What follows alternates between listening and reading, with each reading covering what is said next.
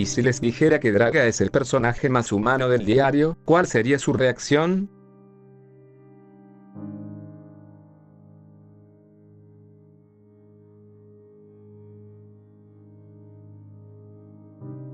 Bueno, verán, el punto al que quiero llegar es que, analizando el recorrido que he visto tener a Draga en los últimos años, que le hemos visto acompañar a nuestro rubio depresivo, ya sea en sus altas y bajas, en opiniones neutrales, a favor o en contra del personaje, he llegado a la simple y llana conclusión de ver a Draga como el personaje más humano escrito dentro de los diarios. Pero bueno, ese es el asunto. Después de todo, ¿a quién le gusta ver a un humano dentro de un mundo de demonios?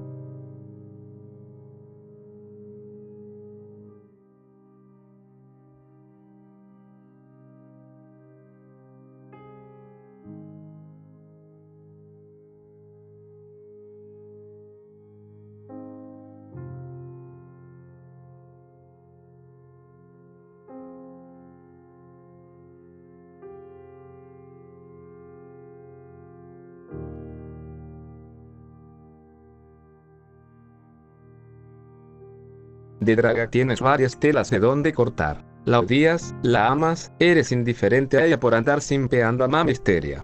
O todas las anteriores. He de aclarar que este video fue escrito desde mi visión personal, basándome en mis experiencias a la hora de aprender el factor de la escritura y bueno, mis conclusiones, después de más o menos un año dándome contra la pared a la hora de crear personajes, es el mayor entendimiento de lo que es Draga y como mierda resulta ser alguien tan única, tanto, que si me dieran a apostar, juraría que en más de una ocasión, le apuntó con una escopeta al mismo Strahd por no escucharla. Draga es un personaje que se introdujo casi al final del arco de Puño de Oro en el diario de Jonathan, como una que es barra como amiga de la infancia de Yondi.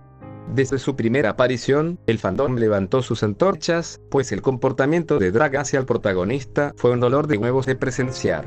O al menos, así lo sentía yo las primeras veces que vi a Draga de frente. Pasando un rato, llega al punto donde se hace toda la misión de capturar a Tadeo, donde conocemos al parteaguas de Draga. Se nos presenta a Tadeo como esa figura impoluta y embelesada luz, respondiendo a la pregunta de por qué los capturados de Bandera Negra parecían ser tan fieles a él, al punto de no importarles morir por la seguridad de Tadeo. Tengan esta idea en mente pues la vamos a expandir en el siguiente punto. Tadeo, desde el punto de vista meramente emocional, era prácticamente un ángel enviado por Dios, para darles un respiro a las personas de este mundo en ruinas. La gente amaba a Tadeo nos golpeaba en el sentimiento más humano de la búsqueda de la comprensión y protección cuando nos sentimos en peligro, como si fuera, valga la redundancia, un padre. Jonathan se molesta por eso, pues es obvio. Un niño que han estado mangoneando de aquí para allá como juguete de perro, ve esta burbuja de seguridad en la que Tadeo encerró a Bandera Negra y simplemente su cabeza lo repele. Ya sea por celos, por indignación, o por el sentimiento que todos, como changos que somos, tenemos de, ¿por qué ellos tienen eso, y yo no?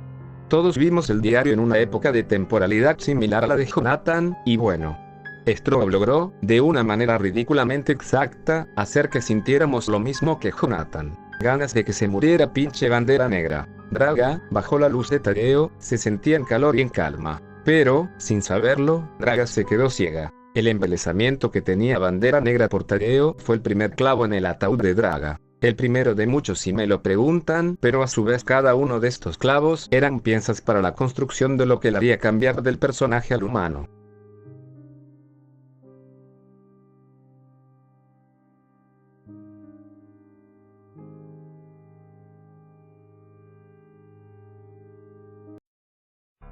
Draga golpeó fuertemente a las personas en el momento donde se volvió la novia canon, pues tenía la ventaja injusta del backstory de la amiga de la infancia de Jonathan, con una canción encabronada y música romanticona de fondo. Era como puñaladas más puñaladas al corazón. El shipeo de Jonathan y Draga nació muerto, vivió muerto, y estoy seguro de que todos estamos de acuerdo con que Draga y Jonathan fueron elemento canónico del otro. Pero me desvío del tema. Draga llegó a Eulendor como parte de la pista de Tadeo. Llegando a Eulendor, obviando el limado de asperezas entre Jonathan y Bandera Negra, a Draga en este lugar le tocó presenciar de primera mano la ruptura de la burbuja de felicidad que había creado Tadeo. Pasar de estar en ese jardín del Edén a estar en una tundra congelada donde la comida es poca y las expectativas estaban altas, hizo que Bandera Negra se pudriera. Bueno, más que pudrirse, conllevó a que mostraran su verdadera cara, porque todos lo sabíamos en el fondo de nuestro ser. Bandera Negra sin Tadeo no servía, pues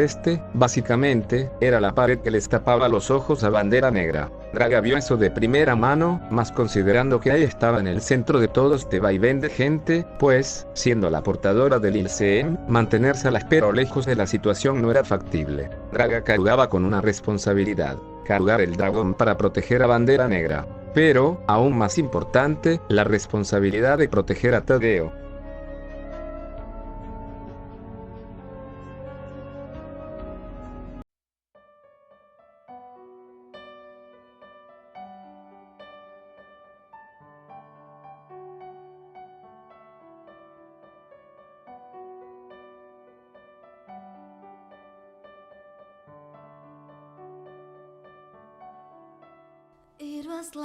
Muchos no recordamos esto, pero al final del día, Draga era el equivalente a la campeona de Bandera Negra. Así como Jonathan lo fue de Insanity en su momento, Draga y Jonathan tenían cargas similares mentalmente hablando. No solo con Jonathan, sino con otros dentro de los Taitos, como Samantha, Hayden y Anna. Draga, junto a Tadeo, eran los encargados de proteger a Bandera Negra, de velar por el bienestar de ellos. Mucha carga para lo que es una mocosa de 15 años. Pero bueno, el destino tiene sus malas maneras de hacer las mierdas. Draga estaba más presionada al cuidado de sus personas, supliendo a Tadeo en sus falencias, creando un grupo que en papel podría llamarse estable. Draga es una líder meramente emocional, no es para nada lógica, y se nota en su actuar y modo de proceder con Bandera Negra, que era un grupo donde la lógica era más bien secundaria y la gente se movía por sentimientos. Beatriz es un ejemplo obvio de eso, a lo que a simple vista es un infectado letal que en cualquier momento podría enloquecer y aplastar todo lo que se pusiera al frente. Para Bandera Negra, y para Draga, era una de sus compañeras. Los protegió cuando estuvieron en peligro. No la veían como bestia, sino como la persona que era, aunque su apariencia no lo notara. Me gusta pensar en el paralelismo que hay entre Jonathan y Beatriz, pues en papel los dos son la misma cosa, una criatura con poderes letales, capaz de barrer grupos enteros en un momento, y que ningún loco pensaría en meter a un búnker con un montón de gente. Para Bandera Negra, Jonathan era lo mismo que para los Taitos, Beatriz. Pero para Draga eran lo mismo, porque Draga no veía al demonio, veía al niño que conoció cuando eran jóvenes, su amigo. Jonathan, pues, a la hora de la verdad, quitándonos lo edgy. ¿Cuántos de nosotros rechazaríamos a una esposa o un novio si se volviera un monstruo potencialmente dañino? Es evidente que estaríamos de tercos hasta el final para no dejarlos ir, para no permitir que se conviertan en monstruos. Pues como Draga, no vemos al demonio, vemos al amigo que tenemos al frente, a ese corazón que aún late y se puede salvar. Aunque es una lástima, que este corazón tiene espinas.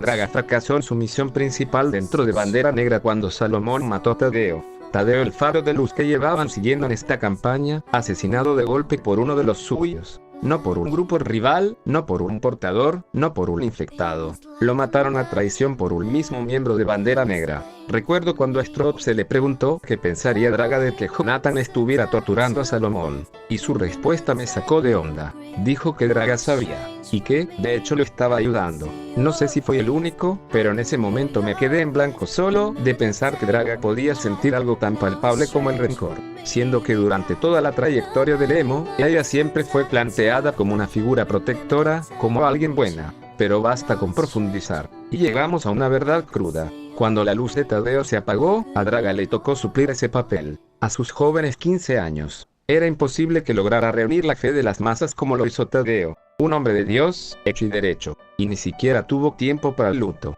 Ahora que sabemos que hay un consejo en Bandera Negra, los pendejos se fueron a llorar cuando murió Salomón, dejando a Draga con toda la mierda encima. No tuvo tiempo de llorarlo. La luz se fue, y ella tuvo que prender una. Nadie le dijo cómo, solo le dieron la oscuridad y la culpa. Cuando todo se rompe, buscamos un culpable. Y si no hay nadie cerca, nos buscamos a nosotros. Draga lo hizo, y se quedó con los pedazos. Y muchas veces, cuando no hay a quien tirarle el balde, somos nosotros los que terminamos cargando la cruz. Lo único que yo podía ver de Draga, cada vez que aparecía, era una chica que solo se apagaba más. cada vez era más miserable, con el mundo derrumbándose a su alrededor, en su mundo de emociones y acciones. Solo puedo imaginar lo jodidamente agobiante que es eso. Porque, de los dos líderes de ese campamento, Draga fue la que se llevó el peor golpe. Le tocó ver de primera mano cómo su grupo, o dicho correctamente, el grupo de Tadeo, sacaba sus caras reales. Caras que estuvieron ocultas bajo máscaras que solo reflejaban la luz de Tadeo.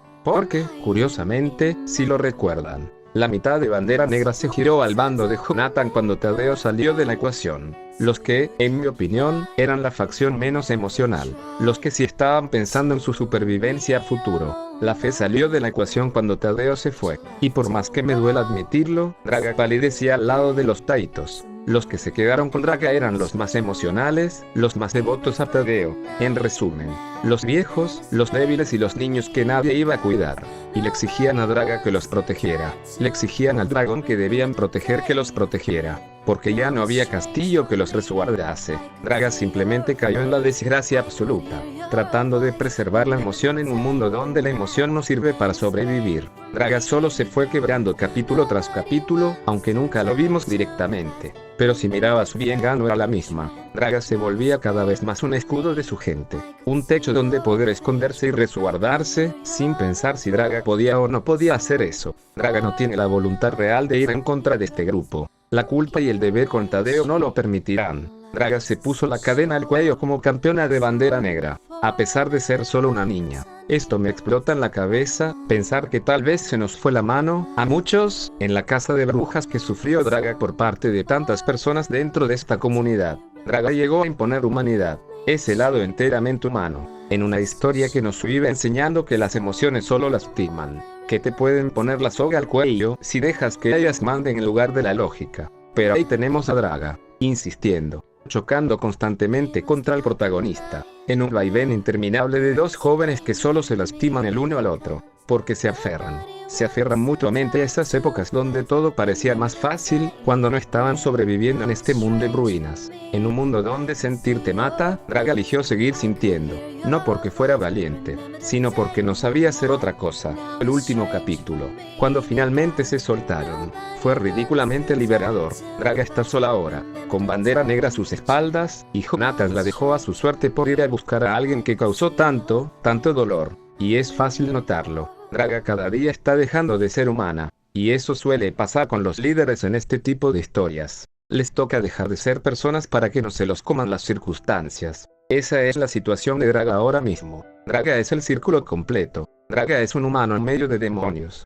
Y si me lo preguntan, dependiendo del desarrollo que le dé Strop en los próximos capítulos, Draga está destinada a volverse un perfecto demonio. Están presionando a alguien con esas capacidades al límite. Y solo estoy esperando el momento en que toda esa emoción reprimida estalle de golpe. Y eso, desde mi punto de vista, es lo que hace que Draga sea tan creíble ahora mismo. Porque la gran mayoría de personas promedio somos así. Gente emocional, que no tendría el estómago para dispararle a alguien. Gente que, bajo la presión adecuada, reprimirá sus emociones, hasta que simplemente nos exploten en la cara como flamas de dragón. Y eso, si me lo preguntan, a nivel de escritura es sencillamente hermoso.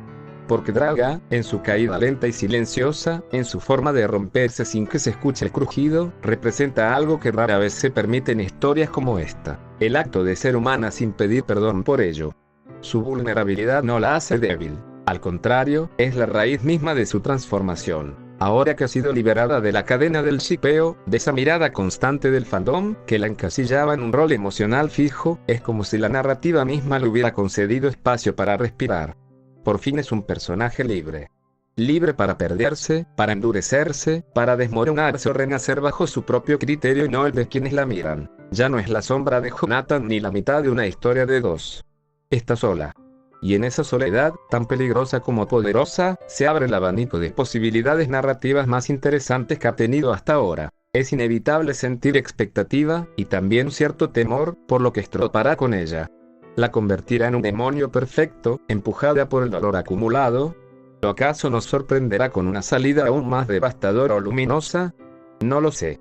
Y quizás esa incertidumbre es lo que más me fascina. Draga ha cruzado el umbral, y de aquí en adelante, todo lo que venga será fuego.